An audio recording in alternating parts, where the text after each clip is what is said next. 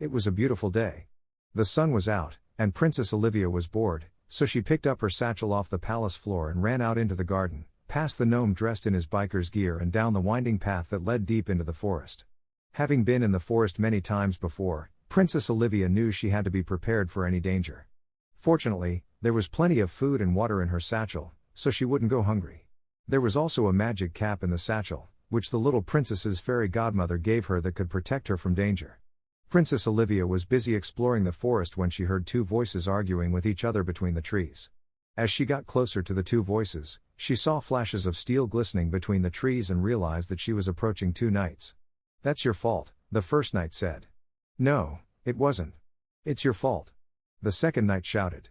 Curious as a cat, Princess Olivia stepped towards the angry knights. "Excuse me," Princess Olivia said as she watched the two knights duel with a ferocious intensity. The clang of steel upon steel drowned out her voice as the two knights continued to fight each other. So, Princess Olivia waited, hoping to attract their attention. "You are a numbnut," the first knight said to the second knight. "Away and boil your hide," the second knight said as he pushed his adversary close to the edge of the bridge. "Look out!" Princess Olivia shouted. She saw how precarious the first knight's position was, but her warning was too late. The first knight stumbled and went flying halfway over the bridge. As he flew through the air, he managed to grab the second knight and pull him halfway over the bridge with him. "If I'm going to end up in the river, you're coming with me, too," the first knight said as he pulled at the second knight. The second knight hung by his fingertips to the bridge. Just as the second knight was about to lose his grip, Princess Olivia reached him and tried to pull them both back up to safety. But the weight of both knights was too much. Within seconds, all three of them fell into the river. "I can't swim," the first knight said. "Well, you should have thought about that when you decided to fight with me on a bridge over a river, moron," the second knight said. The second knight was so angry at being in the river that he tried to drown the first knight. "Stop it at once," Princess Olivia said when she saw what the second knight was doing. Princess Olivia grabbed the panicking first knight and dragged him to the riverbank. The second knight, stunned that someone so young dared to challenge him, searched for his sword to run her through. But he could not find it. Perhaps it had been washed away by the river's currents. Safely on the riverbank, the first knight coughed and spluttered from the river water he had swallowed. As Princess Olivia watched the second knight search for his sword, she smiled. "Looking for this?" the little princess asked, waving the second knight's sword about in her hand. "How did you?" "Never mind, give me back my sword. Now," the second knight bellowed. "Catch," Princess Olivia said as she threw the sword in the river. "Why you?" the second knight said as he plunged back into the river to get his sword. The second knight found his sword, but not without getting soaked through and ending up exhausted from his efforts. Once he had retrieved his sword, he collapsed on the riverbank. Princess Olivia and the first knight sat smiling at each other, for they had been warmed and dried by her magic cap that brought forth such a burst of warm air that it left them bone dry within seconds. As she watched the exhausted second knight lying on the riverbank, the little princess put the magic cap over him to dry him off, too. "Why are you helping him?" the first knight asked. "He tried to." "I know what he tried to do," Princess Olivia said. "But he needs help." "But he started fighting with me first," the first knight said as he folded his arms and pouted. "There are always two sides to an argument," Princess Olivia said. "What's that supposed to mean?" the second knight asked as he sat up and felt as dry as a stick. "Any argument that leads to men of such wisdom to duel with each other is likely to have two sides to it," the little princess said. "But he started it first," the first knight said.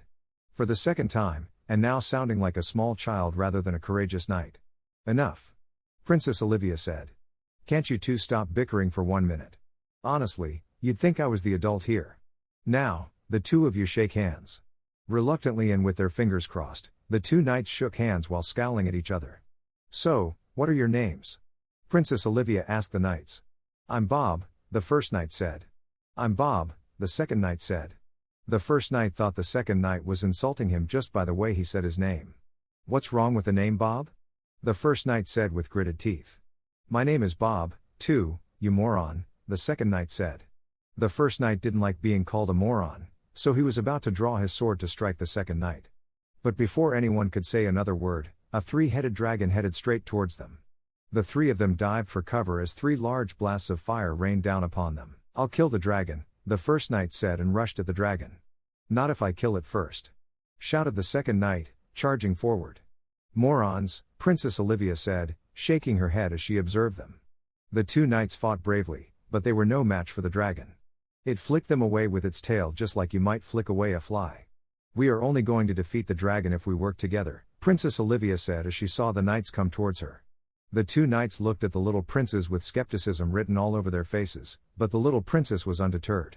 If you two create a distraction, I'll sneak upon the dragon and use my magic cap to capture it.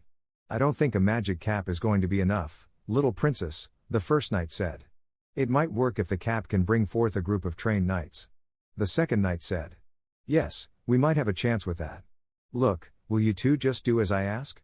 The little princess said, the strain evident in her voice. Okay, the knights said, but as they spoke, they rolled their eyes and shook their heads dismissively. The knights stepped out towards the three-headed dragon. Over here! They shouted as they waved at the dragon.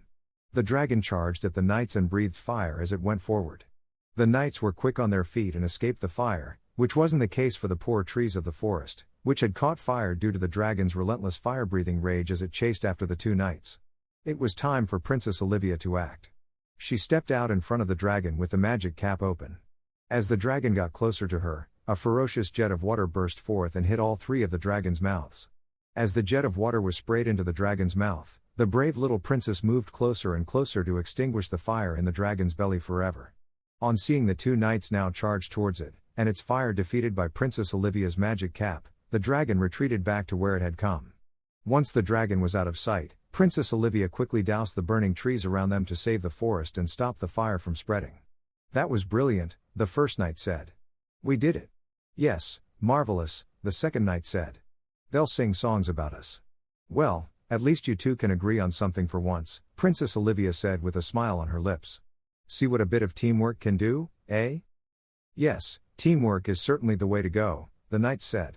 Glad to hear it, the little princess said as she started to walk away and back to the palace. Well, it's time for lunch, so I'll see you both later, perhaps. Yes, certainly, the knights said, smiling. As Princess Olivia walked off, she heard the two knights arguing once more. I was the one who scared the dragon away, the first knight said. Maybe you're right, the second knight said. After all, you're rather ugly, aren't you? The second knight asked. The little princess just shook her head as she walked back to the palace. There's just no helping some people, she said aloud. As she headed back to the palace, Princess Olivia hoped the knights would learn that working together achieves more than working against each other ever will. Although the knights didn't understand this yet, she hoped they might discover that their needs aren't always met by demanding things all their own way, and that in the end, our needs are best met by working together with others to achieve a common goal.